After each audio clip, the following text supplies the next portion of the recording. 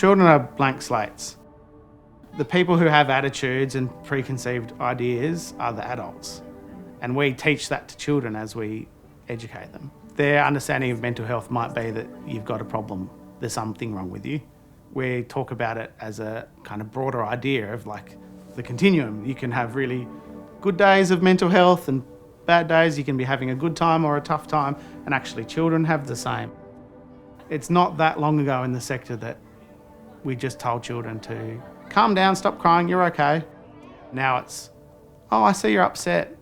Let's talk about registering your emotions so that we can give you tools to deal with it in the future. BU has been really great for that. At the moment, we're really trying to get a great understanding of the BU framework across all the staff and really embed that holistically, giving educators a window into understanding health and wellbeing and giving us tools about how to talk about it with children and families in a way that's non-judgmental and supportive and based on evidence. I found the biggest one. Show me your one. Oh, that's a pretty big weed. At Sacred Heart, we really embody like that idea of agency. So children have lots of flexibility. Children go outside and inside, when they like. They have a lot of voice in terms of what's going on in the day, and we all know the children really well, so we use that knowledge to underpin the creation of our curriculum. Maybe next time. Okay. Mia has some challenges around self-regulation. She finds it hard when things are not going according to her plan. She can feel really strongly about things that perhaps you wouldn't expect, and things can knock her off kilter, and she finds it really hard to get back to a regulated, calm state. She was feeling a bit anxious and at times was saying to her family that she didn't feel safe. Because we've got really strong relationships built with that family, they were really comfortable initiating some pretty tough conversations early on. All right, Mia, you ready to help me do some work in the office?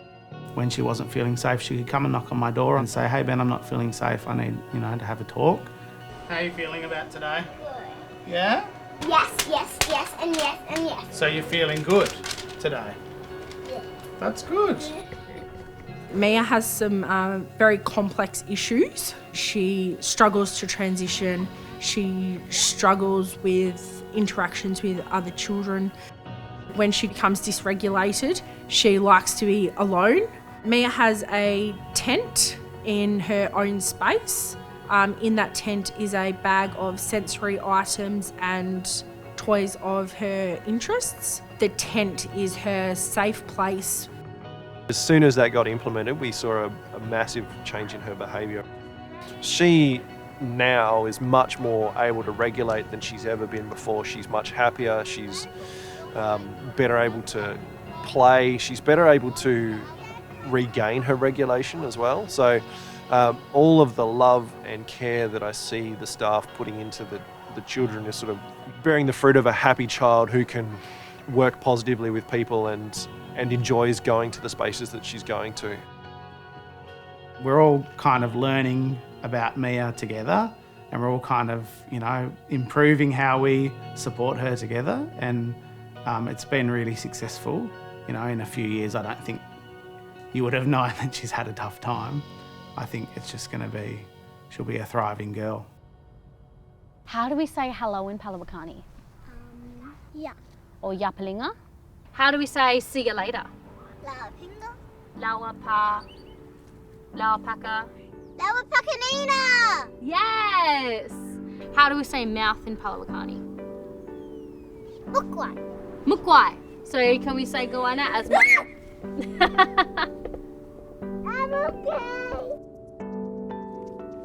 Peyton and I have a very important relationship. We're both Palawa, so we're both Tasmanian Aboriginal people. And I think that I have been an important influence in her life. I like playing with Joey. Sometimes if we don't feel well and we're crying, some educators just make us feel better, and if we feel sick, the educators just tell our parents.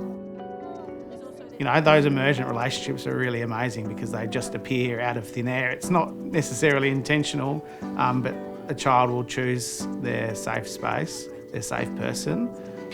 It's a pretty surreal experience in all honesty, seeing a child growing up with all of the generational trauma that has been experienced by our people, be so proud and open and confident in expressing who she is. I think she's always been an incredibly bubbly and happy and enthusiastic person, and I think with my support and through our relationship, she's become an advocate for those around her. All of a sudden, you'll notice a 4-year-old go up to a 3-year-old who's crying and sit down and put their arm around them maybe and say, "Are you feeling okay? You look a bit sad. Do you need a cuddle?" That is literally like magic, because that child has learnt empathy and learnt to teach others about well-being and health and how they're feeling, and that it's okay to feel, and that it's important to talk about it, and it's important to help someone who needs it.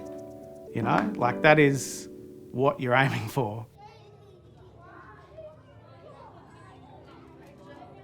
The personal relationships with the staff are really essential. It's a collaborative support between the school, the after-school service and home. We are the 3 networks really that provide our children with safe spaces, and for Mia, feeling safe in those spaces is really essential. It's really crucial to have great relationships with families because we're in this kind of group effort to do the best thing for their child. BU has really supported me in having difficult conversations with families. It's provided me with the language as well as the knowledge to ensure that when I am having these conversations with families, they recognise that I am coming from a good place and that it's a place of support and that I'm there along with them on that journey. I feel incredibly privileged to be able to be a part of these children's lives and have that trust from the families to ensure their safety and their happiness.